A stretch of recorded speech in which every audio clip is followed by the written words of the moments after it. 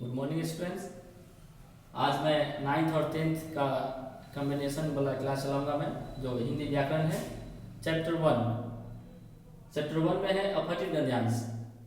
अपठित गद्यांश क्या होता है इसके बारे में आपको मैं पहले बताता हूँ। मैं अपठित, जैसे आपने सुना होगा क्या, अशिक्षित और शिक्षित। शिक्षित मीन्स पढ़ा लिखा, अशिक्षित मीन्स पढ़ा लिखा नहीं। उसी प्रकार का आपका चैप्टर के अध्याय से पता चल जाएगा आपको कि अपठित गद्यांश यानी कि जिसको पढ़ा नहीं गया हो। ठीक है बच्चों, जिसको पढ़ा नहीं गया हो उसको अपठित गद्यांश कहते हैं। अपठित गद्यांश क्या होता है? जो पहले से न पढ़ा हो उसे अपठित गद्यांश कहते हैं। अपठित गद्यांश हल करते समय निम्नलिखित बातों पर ध्यान देना आवश्यक होता है। यह जो मैं आपको चैप्टर पढ़ा रहा हूँ अपठित गद्यांश, प्रायः सभी कंपटीशन में पूछे जाते हैं। ये इस बात का ध्यान रखना आप लोग, आपका 9th का हो या 10th का जो भी सब्जेक्ट है, ये हमेशा आपको गांठ बांध के रखना है कि हमेशा आपको यह जो अपठित गद्यांश है वो पूछे जाएंगे, और इससे संबंधित जो भी बेसिक चीज है आप उसको बड़े ध्यान पूर्वक से सुनेंगे। मेरी बातों को ये हमेशा आपको काम देगा। तो अपठित गद्यांश हल करते समय हमें किन किन बातों पर ध्यान देना चाहिए? तो सबसे पहले दिए गए प्रश्न, अपठित गद्यांश तथा पूछे गए प्रश्नों को ध्यानपूर्वक 2 या 3 बार पढ़ना चाहिए, जिससे कि उसका मूल भाव आपकी समझ में आ सके। जो भी टॉपिक है, जो भी गद्यांश पूछे गए हैं, तो उसको आप 2 या 3 बार पढ़ेंगे। कंपटीशन में एग्जाम में बैठे रहेंगे तो 2 या 3 बार पढ़ेंगे, तभी आपको जो गद्यांश है समझ में आएगा। बहुत सारे बच्चे क्या करते हैं कि इसको बहुत इजी लेते हैं और एक ही बार पढ़ लिए और आंसर देना शुरू कर देते हैं, जिससे उसके साथ आंसर देने में परेशानी होती है। तो हमेशा ये अपठित गद्यांश जो है इसमें आंसर छुपा रहता है, लेकिन मैंने क्या कहा कि उसको 2 या 3 बार पढ़ोगे तो उससे मूल भाव और उसकी समझ में आ सकेगा। दूसरा है कि पूछे गए प्रश्नों के संभावित उत्तरों को रेखांकित करना चाहिए। रेखांकित का मतलब क्या होता है? उसको अंडरलाइन कर लेना चाहिए। जो आपको उचित लगता है कि यह टॉपिक होना चाहिए, ये हमारे हिसाब से आंसर होगा, इसका उत्तर होगा, तो उसको रेखांकित कर लेना चाहिए।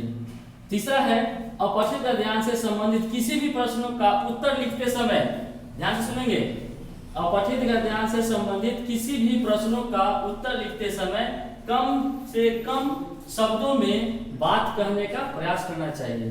अर्थात आप कम से कम शब्दों में बात करेंगे और उसको लिखेंगे। चौथी बात है कि शीर्षक देते समय संक्षिप्त यानी कि छोटा पर विशेष ध्यान रखना चाहिए। ठीक है बच्चों, इससे संबंधित एक छोटा सा गद्यांश आपको मैं बताऊंगा, उसको मैं पढ़ के आपको बता रहा हूं और उसको गौर से सुनेंगे और अपने मन में इमेजिन करेंगे कि इसका आंसर क्या होना चाहिए।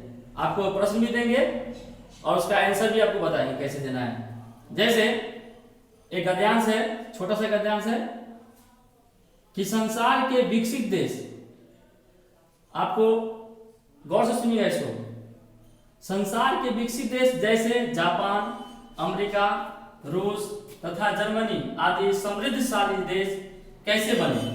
निश्चय कठोर परिश्रम द्वारा। जिस राष्ट्र के लोग दृढ़ संकल्प तथा परिश्रम पूर्वक कर्म में लीन हैं, उसकी उन्नति तथा प्रगति संभव है। परिश्रमी व्यक्ति विश्वास पूर्वक बाधाओं को हटाता हुआ निरंतर अपनी लक्ष्य की ओर अग्रसर रहता है। जो परिश्रम से जी चुराता है वह सदा ही दीनहीन अर्थात गरीब, कमजोर, विकसित देश नहीं विकसित देश बना रहता है। संसार में जितने भी महापुरुष हुए उनकी महानता के पीछे कठिन परिश्रम, चाहे वो न्यूटन हो, रमन हो या शेक्सपियर, टैगोर जैसे कवि, बिरला जैसे व्यापारी हो, अथवा लिंकन या गांधी जैसे नेता, सभी ने अपने क्षेत्र में कठोर और संघर्ष अथक परिश्रम किया, जिस कारण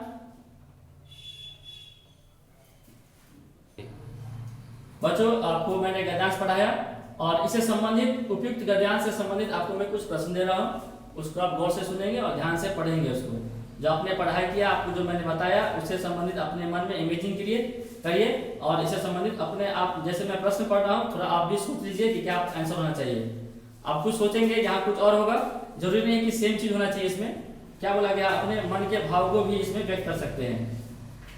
जैसे है कि कौन सा राष्ट्र अवश्य प्रगति करता है, यानी निश्चित ही प्रगति करता है, तो उसमें मैंने बताया था, लेकिन सेम चीज नहीं होगा आपको, लेकिन फिर भी ध्यान दीजिएगा। जिस देश के लोग अधिक परिश्रमी और दृढ़ संकल्प के साथ अपने कार्य में लगे रहते हैं वो आवश्यक प्रगति करता है। पहला प्रश्न हल हो गया। दूसरा है परिश्रमी और आलसी व्यक्ति में क्या अंतर है। तो परिश्रमी व्यक्ति निश्चय के साथ मार्ग की बाधाओं को हटाता है, लेकिन आलसी व्यक्ति काम से जी चुराता है, इसलिए वह क्या रहता है, दिनहीन बनाता है, अर्थात गरीब बना रहता है।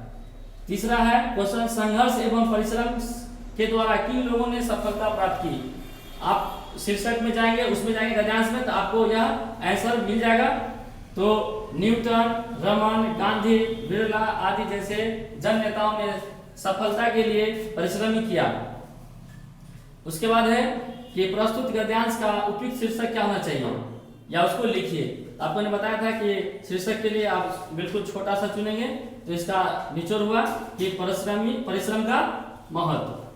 बच्चों इस बात का ध्यान रखना है आपको कि जिन लोगों के पास अभी बुक अवेलेबल नहीं है वह गूगल में जाएंगे और अपठित गद्यांश से संबंधित बहुत सारे प्रश्न हैं, उसमें आप घर पे बैठ के 3, 4, 5, 6 जैसे आपको लगे आप इस पे प्रैक्टिस करना शुरू कर दीजिए। आज से आपको बहुत फायदा होगा।